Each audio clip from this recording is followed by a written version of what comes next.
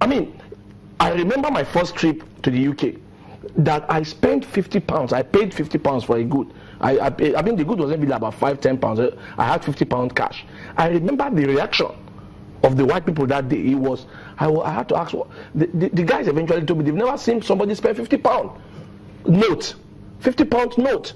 But Nigerians are keeping millions of dollars in shops, in houses, in toilets. The import of some of these monies that have been found, I'm a bit inquisitive. Somewhat, I'm an illiterate, talking about the issues of banking. And because you have worked in that sector before, we need the benefit of that your knowledge and your experience.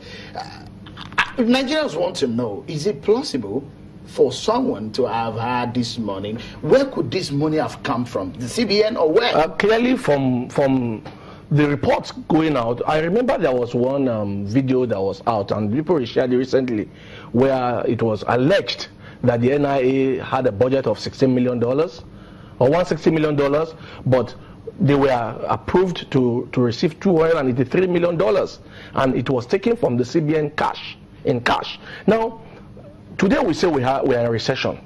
There is no economy that will be faced with this kind of cankerworm and will not be in the problem that Nigeria is in. I mean, even Pablo Escobar, the crime lord, I don't think he had this kind of cash in his house. But we are seeing this. I mean, this kind of money are product of money laundering, product of crime, and they could also be used as for crime in terms of terrorism.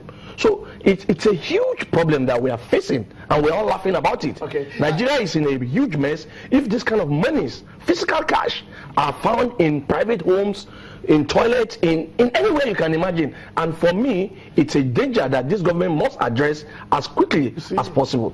Yeah, that's not even the worst part. You see, the frightening part for it is on innocent Nigerians. The idle mind is the devil's workshop. We have so many unemployed people out in the streets. Some of them have already turned to armed robbers. They are listening to this information. It is easy to infer from what has been happening so far that there may be so many houses where you can find this kind of money. And so don't be surprised that in the weeks ahead, you see armed robberies, invasions in so many places. Luxury places. Exactly, looking for this kind of money and putting people's life in danger. I actually said something recently. That is the fallout of this kind of thing, of this. But see, it is, importantly, it is something unraveling, about the government.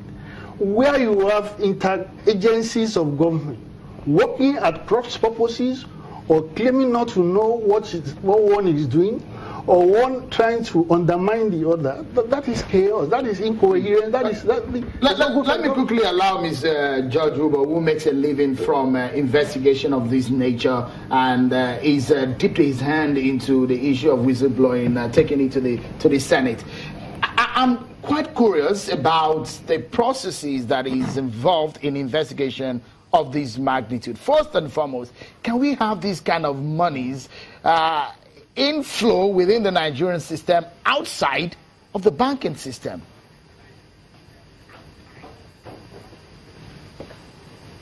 Certainly. I mean, what has happened is a tip of the iceberg. This is a cash-based society.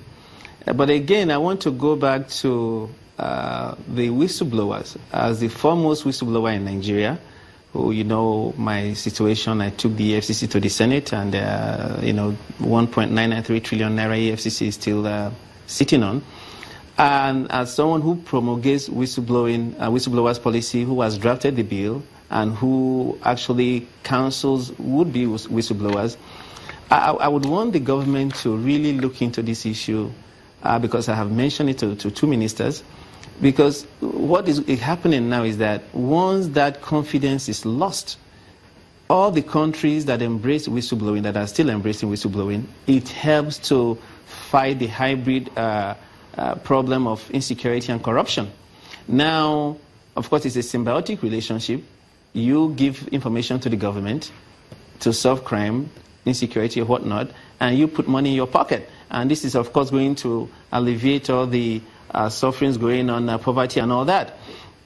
So if you don't have a robust office driving this, this is a clarion call I'm making, because the Administration of Criminal Justice Act empowers, of course, a private attorney to take anyone to court, which we are doing, against the past and present leadership of EFCC. Same act empowers, persons to make arrests. So people like us, if we see these anomalies going on, they will leave us no choice but to go to the Attorney General to say, look, any whistleblower should have the power to go and arrest these monies. If the agencies involved are not going to reward and protect the whistleblowers. That is my point of view, because I'm the happiest man in Nigeria as someone who was blowing the whistle, who was in the ocean without life jacket. Now this policy has been made. I'm very happy, but we need to drive it very well. We need to have a robust office that is separate and distinct from any other office. You can't have Ministry of Justice, you can't have EFCC,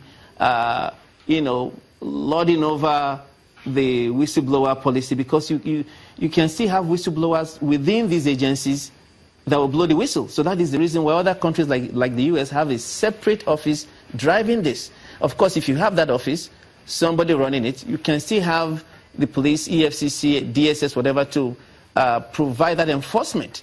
So that is my concern, that we need to build a strong organization. We need to be organized in doing this, because what we have seen is, like I said, it's the tip of the iceberg. It's nothing. There are, even in accounts, when I was engaged by the federal government in 27 days, I traced $324 billion. One account alone had $250 million. So certainly we have a lot of this, cash in homes and farms or whatnot. But we need to build that confidence. Okay. What is people think is mind-boggling. We need to take another moment, because I am very certain that. Okay, because we need to take another break, and when we return, how the whistleblowing procedure rightly framed, whistling for cash. We'll talk more about this and the government's policy. Join us again.